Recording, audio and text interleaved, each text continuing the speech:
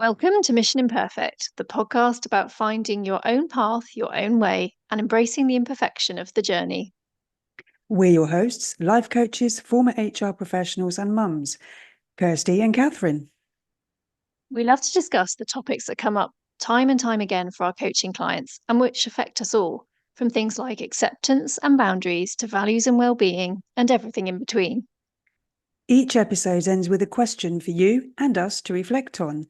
Your mission, should you choose to accept it, is to grab a cuppa and a biscuit and join us in getting lost in finding ourselves. Hello and welcome to another episode of Mission Imperfect. Today we have a slightly unusual episode for you in that it's actually a question that we're just going to pose and see where it takes us. And Kirsty, this was your idea with the question, what if we didn't have mirrors? So tell us a bit more about this idea. Yeah, this is a bit unusual for us, isn't it? Because it might surprise any regular listeners to know that we do have a bit of a framework for most episodes, and we do have a bit of a point that we try to make. Um, Normally and about so, biscuits. yeah, I was going to say sometimes it doesn't involve biscuits, but quite often it does. Um, but this one, yeah, it just started with that thought. What if we didn't have mirrors? How might that impact how we see ourselves or don't see ourselves, how we think about Mm, ourselves and our appearance? Because mirrors haven't been as commonplace as they are today.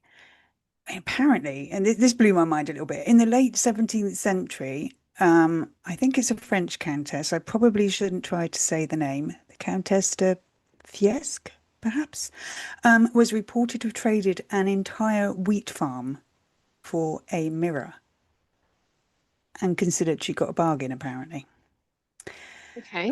which is a little bit stunning, isn't it? No, Um, well, so she can see herself, but she's got nothing to eat. I mean, well, she was a countess. I suspect she had yeah, several no, farms. other things, But, yeah. when farms are more commonplace than mirrors in your belongings, that's odd, right? That feels a little bit Mm, strange. Different times.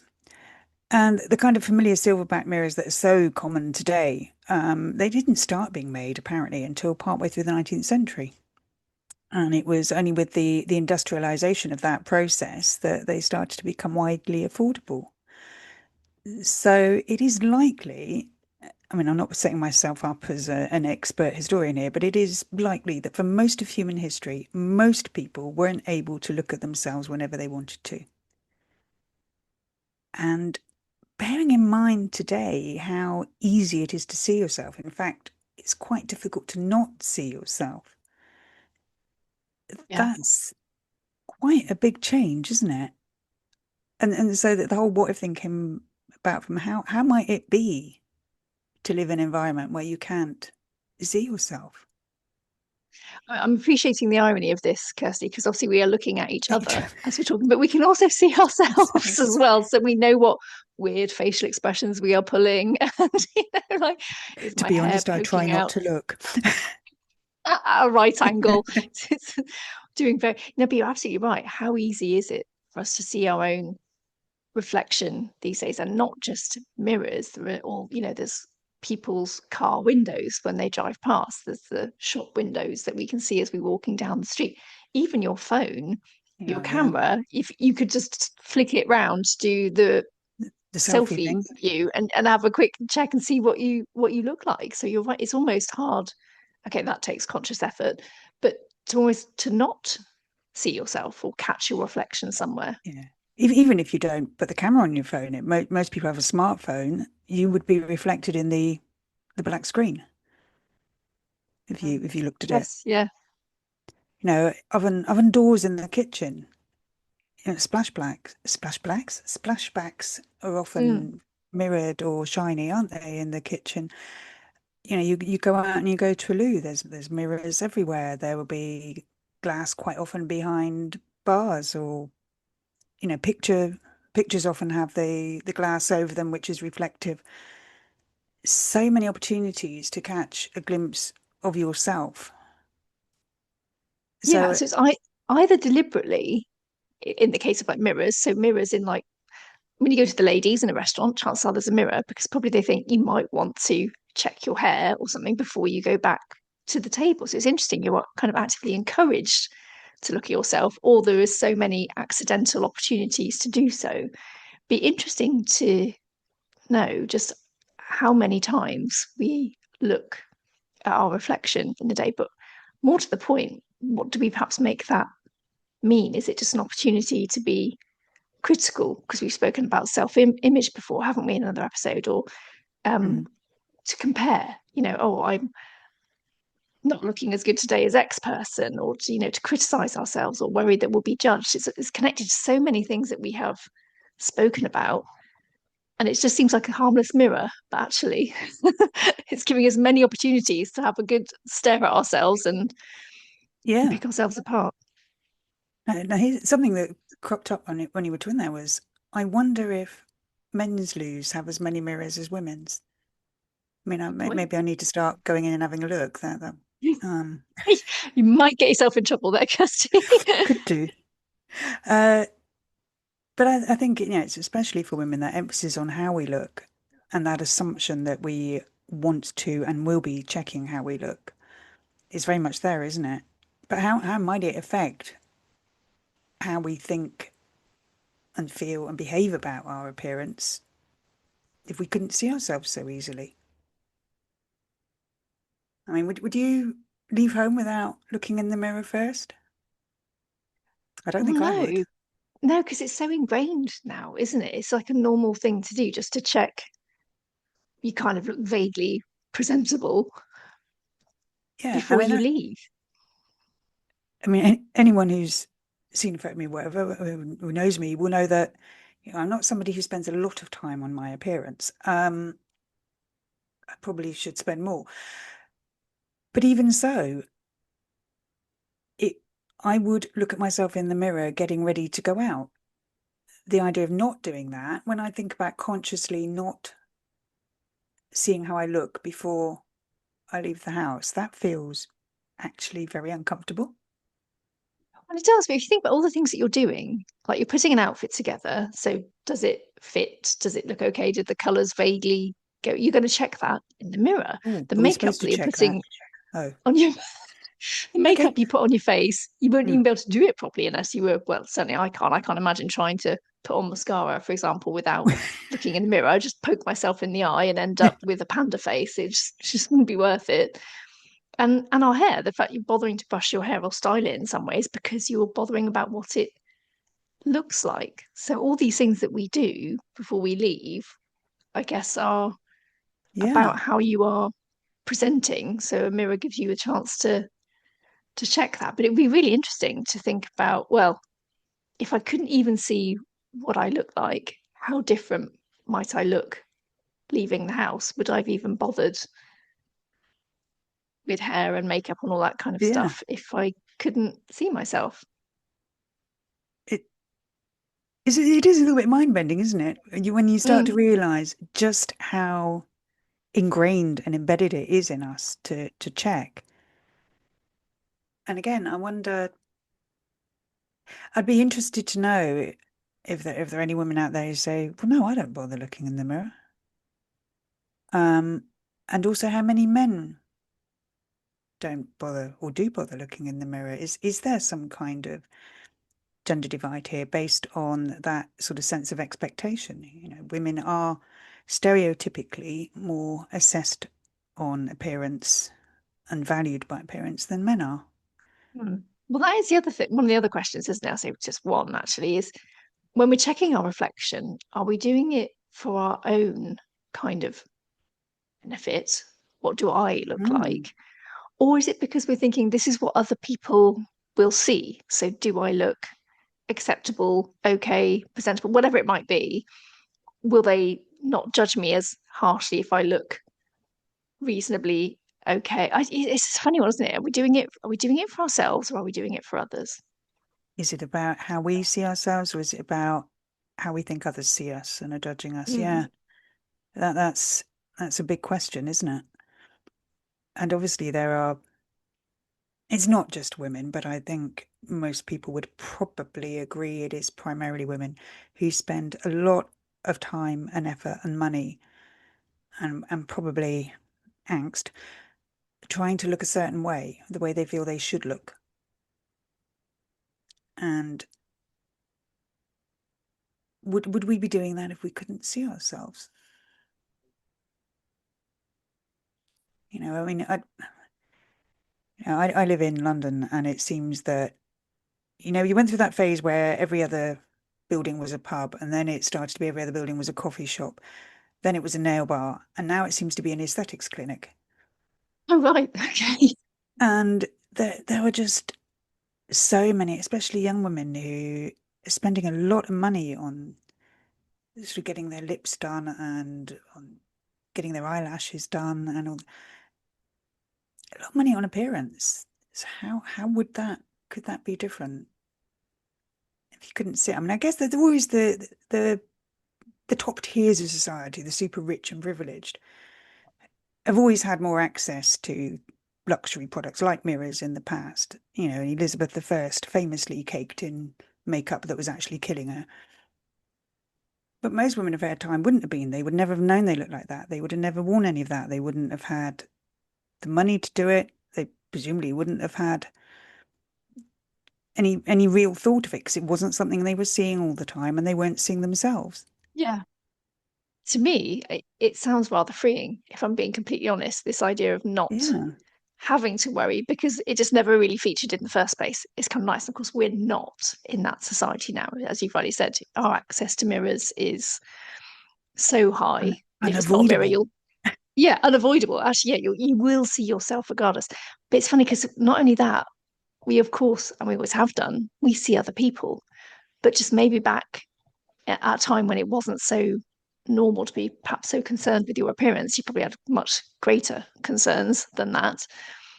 It's very Yeah. different now, isn't it? We are more concerned with our appearance, so therefore are we naturally more likely to be making assessments or judgments of other people. We've spoken a bit about this before, haven't we, about appearance and making assumptions about people from their appearance. But yeah, it's interesting because we Yeah. always can see other people, but I wonder if our importance and sway on appearance has grown, as has our ability to be able to check what we look like. Do you know what I mean? Like, sort of expectations have increased, and therefore Yeah. our ability to see is increased, and, they've just one has fed the other. Um, I that's think you're right. interesting. And of course, we can do Yeah. more things, can't we?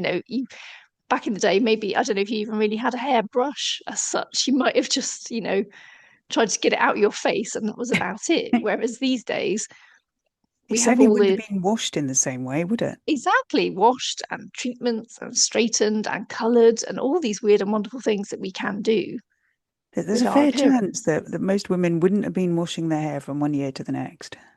That's a hard thing to imagine, all that long hair not being. Yeah. Well, anyway, that's a bit of a a rabbit hole there. Yes, yeah. But yeah, The that smell. makes me a Imagine bit the more smell. grateful to be around now, if I'm Yes. honest. I was liking the freedom of no mirrors, but now I'm thinking I don't like the idea of the grime so much. So no. Yeah, and your point about judgment. Yeah, I mean, what does our reaction? I mean, you could ask this question either way, I think. What does your reaction to the appearance of others tell you about your own insecurities and Mm. wishes with regard to your appearance? But apply it the other way as well. What does your reaction to your own appearance tell you about how you're comparing yourself to others? Um, and of course, what we're most critical of in others is often what we most dislike or try to repress in ourselves, isn't it? So when you are looking in the mirror and criticizing yourself, feeling bad about yourself, or you're looking at other people and going, "Oh, she went out looking like that." What's it? What does it really say about you and what you want and how you think of yourself? And sometimes, when we look at somebody and we admire how they look, it may be a simple case that we think, "Oh yeah, I wish I was tall and slim and blonde or whatever." But how often is it really about how we want to be perceived and what we think our appearance says about who we are as people and how other people are going to value us or how other people expect us to be, how we need to be accepted? And then I guess the big one, how true is any of that? And those questions almost certainly wouldn't be arising if you couldn't see yourself so much. No, exactly. And not only that, we have a good, so not only do we have the ability to see ourselves so much more, but there's a great, such a big spectrum of now what we can do to ourselves to supposedly enhance what we look like, that we have just a greater spectrum of comparison to make and just think, oh, have they had this done? Have they had X done? Think about all these possibilities as you're looking at somebody which you just wouldn't have had. Um, Just so it's all very the interesting, I guess. makeup and all the Yeah, in yeah, the it's not just about procedures, context. is it? It's makeup and Mm, lotions and potions and hair products and goodness knows what that yeah, I you do. I'd save a lot of money, Kirsty, if I didn't buy any of those things. yeah. So we did find a couple of quotes around mirrors. Just before we came on, I found one by David Icke. Now I'm thinking this is the lizard person, David Icke, Icke. Is that David Oh, I Icke don't know. who started believing in the lizards running the world? Even so, it's quite made sense to me. When you look in the mirror, what do you see? Do you see the real you or what you have been conditioned to believe is you? The two are so different. One is an infinite consciousness capable of being and creating whatever it chooses. The other is an illusion imprisoned by its own perceived and programmed limitations. Oh my God. Yeah, that's one to ponder on for a while, isn't it? Yeah, I think there's more than just the reflection bit going on there, isn't there? You Yeah, say? definitely need a bit of reflecting on that one. Yeah, But yeah, that being yeah. able to No, see ourselves so often, it can limit you to a sense of what you look like, defining who you are as a person. mm. Well, kind of connected to that, I like this one. How beautiful would it be if we could just see souls instead of bodies, to Oh, see love and compassion instead of curves? And that's by somebody called Karen Juan, I think you might pronounce that. that's beautiful. It is this idea about, yeah, seeing the soul instead of the body, so what's on the inside rather than the packaging, perhaps. Because really, when we're looking in a mirror, you are kind of examining the packaging, I suppose, aren't you? In a way, you're looking at, Mm. has my mascara smudged down my face for the hundredth time? Yes, it has. It's so annoying, kind of thing, aren't we? Rather than, Yeah, but until you see that, you don't feel bad about it because you don't know it's happened. You can spend the whole day with that mascara down your face, but if you don't look in the mirror, it doesn't bother you. it doesn't. But then, all right, take that a step further. If you've done that awful thing where maybe you've got your skirt tucked into your pants or something, and you've been walking around all day and no one's told you, and it's only when you go into a shop that you realize, Yeah. you can't help but then reflect, oh my God, how long have I been walking around like this with Mm. people seeing me? Because that's what you're concerned about. Yeah. And yes, I was completely oblivious, but no wonder perhaps people were sniggering and pointing, and you might have thought it was, well, I don't know, for whatever reason, but at least I suppose you can say now you know, but also you will be concerned about all that time. How long has it been? Has it been all day and nobody's told me? You'd be slightly mortified, wouldn't you? You would, and yet all the time you didn't know, it wasn't a thing for you. No. What changes is the knowing. What changes Mm, how you feel about yourself is the knowing it has happened, not the fact that it had happened. yeah, interesting. God, would be great if we could actually just have a mirror-free day. But I think even if we took away our deliberate ones, I even have one that's like a folding one that's I can have in my bag if I want to. But even if we took away the deliberate ones, I think all those accidental opportunities would still be so many. Yeah. You kind of can't help it sometimes. I'll be honest, because I go on my morning walk, and if it's a miserly day, I notice that by the time I come back, my hair has grown quite considerably, and I'll catch it in the car door, and I'll be like, "Oh, good, that's happened again." Yeah. But I'm kind of doing it with a bit of, interest rather than total, because I know it's going to happen and it's fine, and I'm still going to do the walking. I'm not going to not do that just Yeah. because what's happening. But it'd be very hard not to see a reflection. But wouldn't it be really interesting if you could go a whole day from waking up to going to bed without really looking or considering your reflection? It would be, wouldn't it? Um, the more we talk about this, the more it's kind of blowing my mind, really. that the idea of not looking at yourself Yeah. is really quite odd. I like this Um, quote. Don't take mirrors seriously. Your true reflection is in your heart. That's unattributed, but I think that's a really lovely it is quote. lovely, isn't it? And I found one from Pablo Picasso who said, "Who sees the human face correctly? The photographer, the mirror, or the painter?" And I think that's a good question because what what we see in the mirror isn't necessarily what other people see. Mhm. And very often we are so critical of what we see in the mirror in a way that other people aren't, partly because nobody pays as much attention to our appearance as we do. And also, I think there is something here around your perception of how people look can change based on getting to know them. Have you ever found that? That you Oh, might meet yes. somebody Yeah, and you yeah. think, you might, I mean, I've done this, it doesn't reflect well on me. You thought, oh, they're a bit dumpy, funny looking, not physically attractive. They could take more care of themselves or whatever, which is a bit rich coming from me, but I've done it. And yet, the more you get to know somebody and to appreciate them and value them and like them, the more my sense of how they look changes. Yeah. And you look at one day and you think, how did I ever think like that about them? I can see so much beauty now. Well, it's interesting, isn't it? Because have you genuinely spotted that, or has the other stuff come to mean so much more that it's Mm. almost like the counterweight? It's taken more of a heavy hit, if you like, on Yeah. your perception of them, that it's kind of negated. Because the irony is they probably don't look any different, but you're thinking No. about them entirely has changed. And I totally agree. And I think we did talk about this in our episode on self-image.